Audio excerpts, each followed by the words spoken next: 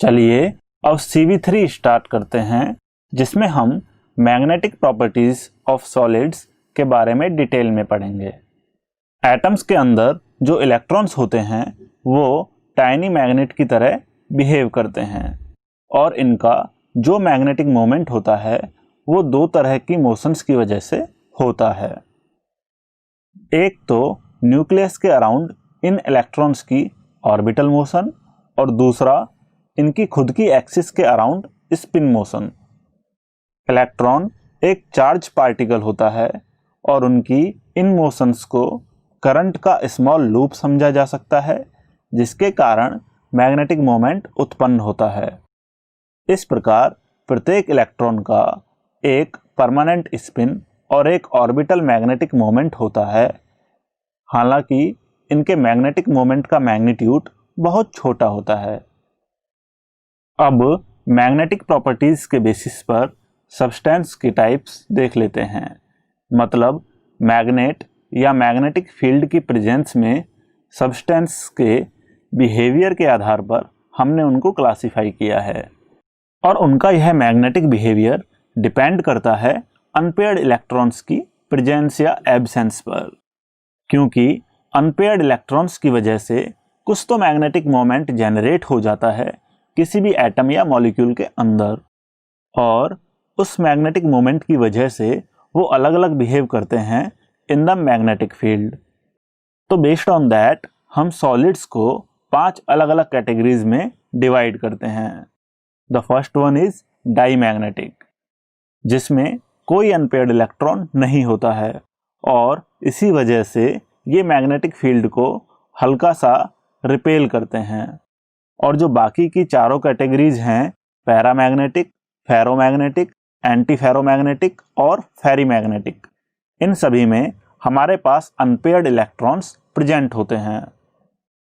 Domain, यह एक ऐसा सेक्शन होगा एटम्स या मॉलिक्यूल्स का जहां पर सभी एटम्स या मॉलिक्यूल्स का मैग्नेटिक मोमेंट एक ही डायरेक्शन में होगा। तो बेस्ड ऑन डोमेन अब हम देखते हैं कि इन चारों कैटेगरीज को हम कैसे डिफरेंशिएट कर सकते हैं। First is paramagnetic substances.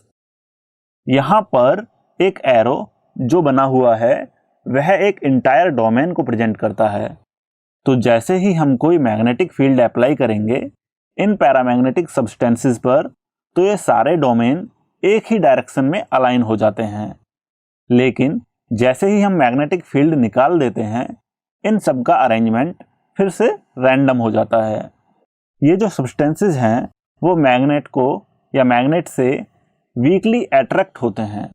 इनके कुछ एग्जांपल्स हैं O2, Cu+2, Fe+3 etcetera. Now the next one is ferromagnetic substances. यह भी काफ़ी सिमिलर है पैरामैग्नेटिक से।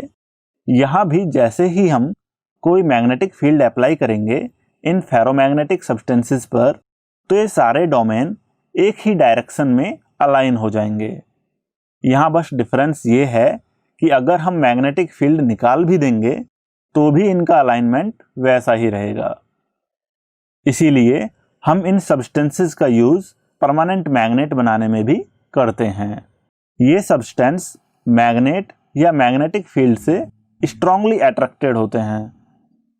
इनके कुछ कॉमन एग्जाम्पल हैं CrO2, Fe, निकल, cobalt etcetera. Now the next one is anti ferromagnetic substances.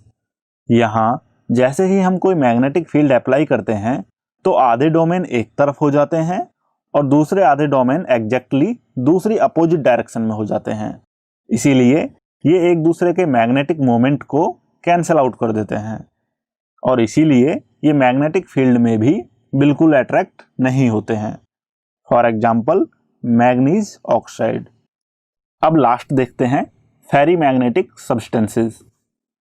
इसमें भी मैग्नेटिक फील्ड अप्लाई करने पर कुछ डोमेन्स एक डायरेक्शन में हो जाते हैं और कुछ डोमेन्स अपोजिट डायरेक्शन में हो जाते हैं। बस डिफरेंस ये है कि इनमें ऊपर की डायरेक्शन वाले मैग्नेटिक मोमेंट्स ज़्यादा हैं, नीचे वाले कम हैं, तो इनका सारा इफेक्ट कैंसिल आउट नहीं हो पाता है। इसीलिए ये मैग्नेटिक फील्ड से वीकली अट्रैक्ट होते हैं। For example Fe3O4 etcetera. अब आप इन रेफरेंस क्वेश्चंस को इजीली सॉल्व कर सकते हो।